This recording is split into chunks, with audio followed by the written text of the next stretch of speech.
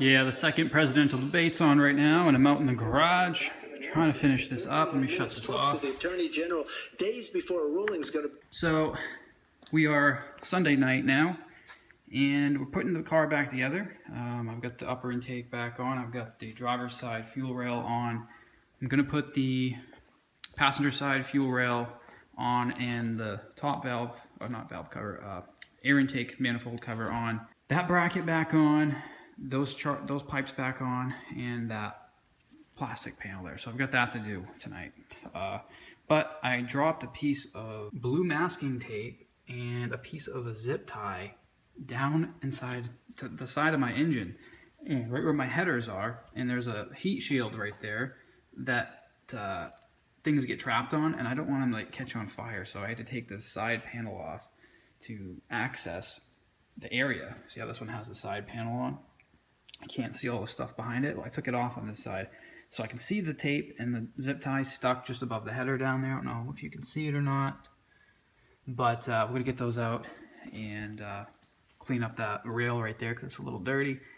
Check out all the stuff back here. That's where the fuel tank is on this side. There's a fuel tank right here, and there's a fuel tank on this side right here. And there's like all the fuel lines, some electrical stuff, and all that good stuff down there. So you can't really see any of that stuff with these covers on. It's kind of cool. So we're gonna get that done now while we're watching the debate, and I'll update you when we're moving along here. Got the masking tape and the zip tie. Like I said, I didn't want this stuff hanging out on the headers. Obviously, it would probably catch on fire. Not sure about this, it'd probably just melt, but let's continue on here.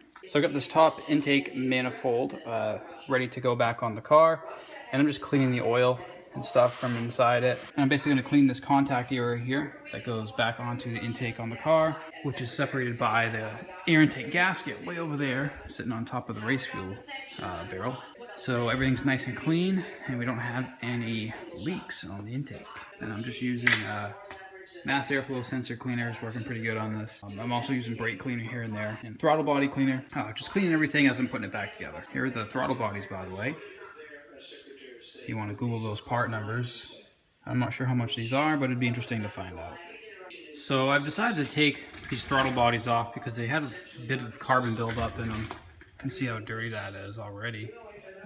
And there's no way I'm putting that back on the car without cleaning it. And I couldn't get to it from just inside this manifold cover. So gonna clean these up and put them back on. Hey, don't mind the beard and everything. I have not prepared to be on camera. It's been a long night, so a little tired.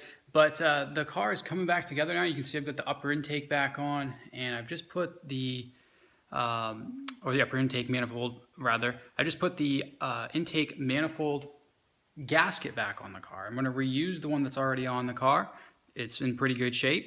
That if you were to buy one of these new, that black intake gasket there, or intake manifold gasket, is like $235, which is freaking ridiculous. You know, typical intake manifold gaskets are like 30, 50 bucks, something like that. When I did the Mustang, I had to buy new ones, and that's about what I paid. But I guess because Lamborghini, 235 bucks for that. Can't believe it. But luckily it's in good shape. I'm gonna reuse it. I've got the very top intake manifold cover done, all cleaned up. I've cleaned up the insides. I took the throttle bodies off, cleaned those up. They were pretty built up with carbon. Not too bad because the car only has about, 2,000, maybe 3,000 miles since I got it back from the build. But wanted to clean it up. I also cleaned up this surface area here. And now I'm going to put it back on the car. So I'm actually watching Street Speed right now. He's with Troy Sowers picking up his McLaren. In case you're wondering, I'm sure some of you will recognize their voices.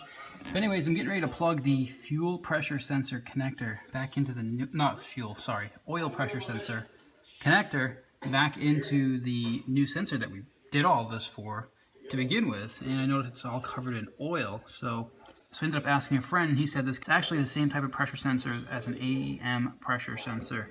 Can't remember what he said it was, but if you just type AEM pressure sensor pigtail, you'll be able to find it. So I went ahead and bought one on eBay, and so they didn't come with wires, so I'm gonna have to take these wires out and put them in the new connector. So here's the new connector right there. As you can see, none of the terminals are in it. They basically came like this. so I'm gonna have to put the terminals in myself. Got some new rubber seals here to keep the connections from getting oil and whatever on them, water. So I'm gonna assemble this, and I'm gonna pull the old one off the car, put this one on the wires.